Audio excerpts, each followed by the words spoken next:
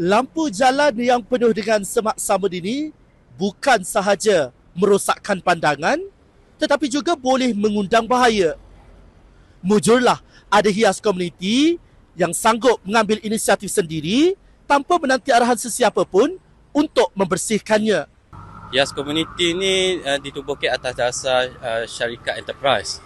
Pada asasnya saya sebagai pereka grafik tubuhkan hias design untuk mempromosikan saya punya design-design semua sebagai pereka.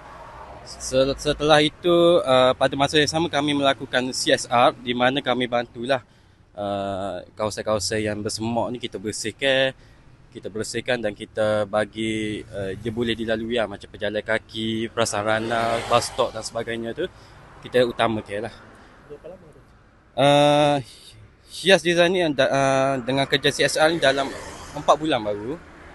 4 bulan sehingga kini, dan keahlian pula terdiri daripada 4 orang yang antaranya sahabat-sahabat saya lah sewaktu saya belajar dulu. Kita faham ada masalah dalam negeri ni, terutamanya melibatkan kawasan pengurusan PBT, kawasan-kawasan yang bersemak ni mungkin jadi terlepas pandang dan sebagainya, dan mungkin masalah kekurangan tenaga kerja. Jadi kita ambil cakna lah untuk bantu, terutama bantu komuniti lah dalam membuka semula kawasan yang sepatutnya menjadi hak milik bersama. Pahit manis tu ada, pahitnya waktu panas lah matahari. Kalau macam ni alhamdulillah sini terlindung lagi sebab matahari pukul 8 pagi dia belum naik sepenuhnya. Kalau manis dia tu dapat membantu komuniti lah. Setakat ni kami belum lihat lagi apa-apa negatif feedback daripada rakyat komuniti. Tapi kalau ada yang negatif tu kami cuba tambah baik. Dari segi penentangan setakat ni kami belum nampak lagi. Mungkin adalah 1-2 yang melibatkan politik. Tapi bagi kami letak politik dalam poket lah. Kami utamakan prasarana dan kepentingan rakyat. Itu saja. Tugas kami bila tubuhkan hias komuniti ni untuk membantu.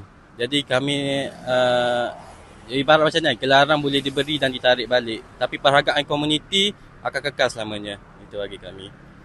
Komuniti ni kami fokuskan kepada Kota Baru, Bandar Kota Baru sebab dia tarikan utama bagi negeri Kelantan ni. Jadi tarikan pelacung utama memang mari sini dulu. Dia mari sini, jadi apa yang dia akan lihat bandar ni.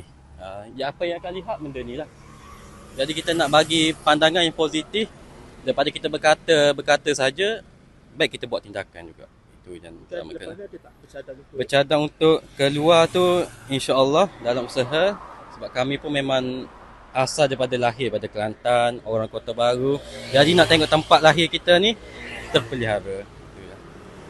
Semoga usaha ini dapat diteruskan demi melihat kawasan awam lebih terurus, cantik dan boleh digunakan bersama semua rakyat. Saya Rafiki Naiman melaporkan dari Kota Baru Kelantan untuk Malaysia Gazette.